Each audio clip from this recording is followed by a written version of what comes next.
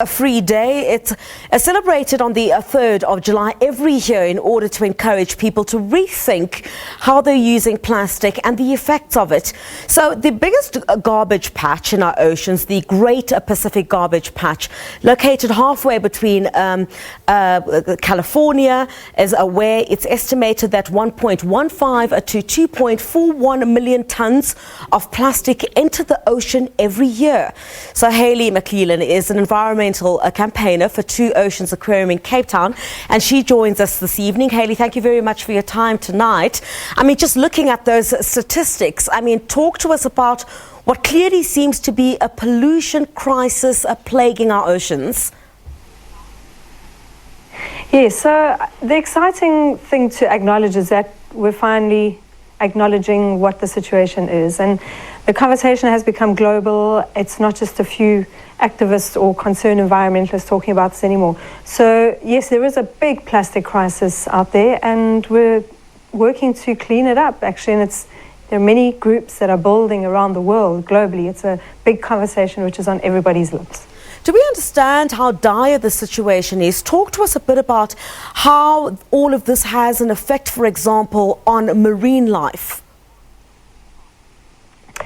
Well, first of all, we don't know the extent entirely, and of course, very much out of sight, out of mind. So quite often, the few anecdotal examples that we have doesn't quite represent the entire situation. Yeah. And as an aquarium, we see it more and more often, working with rehabilitation of turtles. You know, the amount of plastic that we've pulled out of, from tiny baby turtles to large turtles, would blow the regular person in the street's mind, just not even realizing that this is actually going on. And more of the scientists are bringing the figures and facts to the conservation conversation to actually support the need for campaigning towards single-use plastic reduction.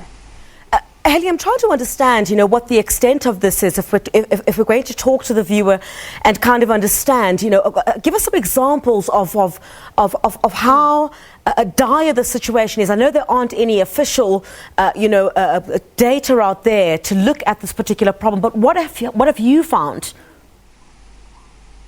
So there is lots of data, and just to touch on that very briefly, if you can imagine about 8 million tons of plastic entering the ocean every year, difficult to picture, perhaps you can picture 8 million one-ton buckies lined up in a row. That's how much goes into the ocean. As I sit here and chat to you, every minute the equivalent of one dump truck of plastic is entering into the ocean. And so when you look at the human behavior and what the consequences are, we need to start realizing that we are not aware of how much damage we're doing to the ocean. But more and more the stories are there, and I think that's where we need to look to, is the evidence. And the scientists are showing us even that it's moving up the food chain, and I think that is something that will probably strike people as more of a concern and more of a crisis when they realize, well, it's entering into our bodies because we are at the top of the food chain. So it's a bioaccumulation. But the whales that are being found with multiple types of plastic in their bellies, all of the entanglement in the ocean with seals with lots of fishing gear tangled around their necks. It's very obvious what's going on out there.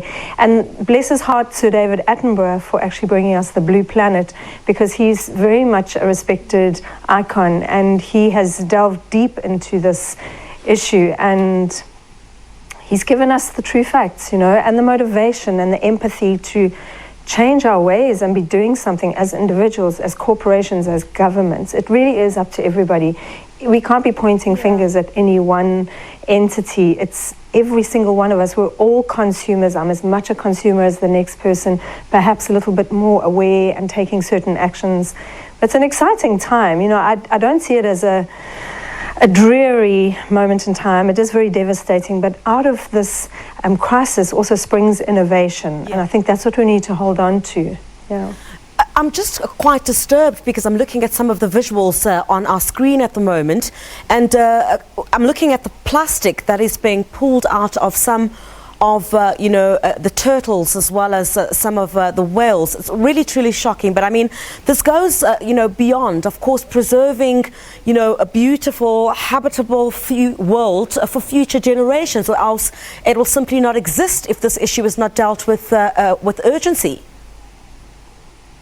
Yeah, and this year what we've noticed, well, it's been building for about, I would say, a year or so, is that the youth movement globally is stepping up to the fore and saying, this is no good, no more, we need to do something differently, because we can't continue being the consumers we are and expecting the environment to cope. Yeah. So it is about the future, but it's not even just about the future, it's about right now.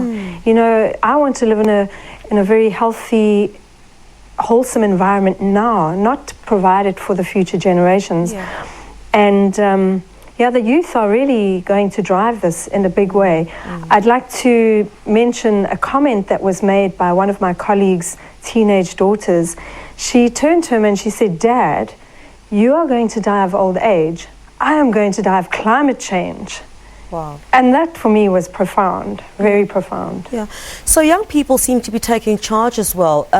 Talk to us a bit about the Plastic Free Schools Challenge. I think that's certainly a way to create the kind of awareness, that we'd like to see. Yes, so I'm super excited about that. That links directly to the Rethink the Bag campaign, which is a campaign that I gave birth to, I guess, in 2007, so it's a very long time ago. It's a teenager now, I think it's about 13 years old, and I've been working with lots of different retailers, mostly big brand names, and so Rethink the Bag is currently challenging all schools around South Africa to join in with the campaign and declare themselves a plastic shopping bag free school zone. And what that entails is that no student, pupil, teacher or visiting schools will bring plastic shopping bags to the school environment. And I gave up plastic shopping bags 13 years ago, and it was a very insightful moment where so much more happened for me, and I'm hoping that it'll happen for the rest of South Africa, at least half of the population, if they stop using plastic shopping bags. My behavior shifted enormously in favor of reducing my single-use plastic. So we're challenging the schools, jump on board, it's really easy, I'll guide you through the process. We already have 6 or 7 plastic shopping bag free schools around the country. We're looking for more, and it's the children again leading the way and showing us how to do this. Well, it sounds like a fantastic initiative, and young people seem to be getting it. But what more can be done? Explain to the viewer watching at home how this affects them, how this follows within the human food chain. Why should each and every one of us care? So there are many answers to that. So the one I'd like to touch on is the fact that we seem to have become this throwaway society. We've been speaking about this for quite some time now. It's quite a catchphrase. And we've moved away perhaps from our intrinsic value system. We were so externally motivated. What car are you driving? What handbag am I wearing? What boots are in fashion this season? All of that it's kind of important in a way, but it's really not the most important thing to stay alive. And so our values are what should drive us. And so that's one very big angle for me. Like, it's really about what is meaningful and enduring and lasting as a human being. It's not that go faster car or that sexy pair of jeans. It's my actions in this world. It's the way I treat my environment. That is my life support system. We're taught to look after our bodies as a life support system, and then we somehow, in the frenzy of life, we disconnect and we say, well, this is me and that's nature. And no, I am nature. We are nature. Without a healthy life support system, we won't survive. So that is crucial. If there was ever a motivating factor, I think it should be that. The other thing which I like to touch on is that the people who are buying plastic shopping bags, within that cost, whether it's 50 up to, 80 cents or so, there is a levy. There's a small levy portion. At the moment, it's 12 cents on every bag that goes to the government, to their kitty, to the fiscal. And the problem is that levy is not being used for what we've been told, and that is for environmental action, for environmental awareness, cleaning up the environment, etc. And you know, if you don't support that system, then don't support the system by buying the bags, because essentially at the end of the day, it's a form of fraud. And we work very hard for our money. So don't give your hard-earned money away.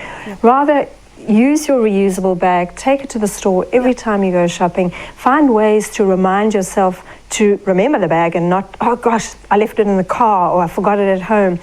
And the satisfaction of actually using that reusable shopping bag every time is immense. I promise you that. I didn't expect that that experience in my own changing of behavior, but each time I pick up my reusable bag to use it, there's something inside of me that says, yeah, this is good, this feels good. And that was an unexpected bonus. So I challenge everybody, give it a go. Yeah, Hayley, I'd like to ask, I mean, I think it was in 2011, you know, that we hosted the climate change conference, the climate conference. So why after so many years of promoting green living are we still not getting it? I guess as a human species, we're quite complacent. You know, we almost wait for a crisis to affect us individually or our families, the people closest to us, before we react or before we respond and we do something that is going to shift the status quo. And my example of this probably best is the water crisis that Cape Town has recently been through. And we are still in a drought, Kate, not just because we've had a bit of rain, which has been absolutely amazing. We will always be in somewhat of a drought situation. We live in a water-scarce country overall. But my meaning here, or my point that I'm making, is that during the past 2 or 3 years of water crisis, wow, Cape Townians really stood up to the situation, and we became creative and innovative, and we did what needed doing to get through this, to survive, and not to reach a day zero. So I think that it's a very exciting crisis that we find ourselves in terms of the plastic, because if we can behave similarly as we did with water, day zero approaching in Cape Town, we will win this war, if you want to call it.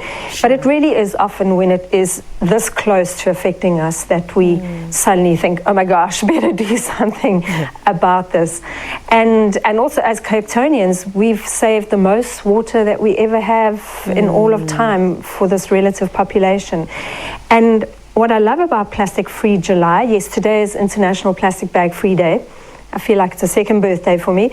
But the whole of July is International Plastic Bag, the whole of July is International Plastic Free July. It's an international campaign. So the challenge is to give up plastic bottles, plastic straws, plastic bags, and plastic coffee cup lids, or the whole thing really. So if you think of it, if you do that for one entire month of July, you are creating a new behavior. So come the 1st of August, chances are very slim that you'll go back and use all of that plastic. You're not going to give up your newfound behavior. I really do hope so, Hayley. I think after this month, perhaps there would be some kind of changed behavior. We certainly wish you all the best. And that was Hayley McLellan. She's an environmental campaigner at the Two Oceans Aquarium. Thank you very much for joining us.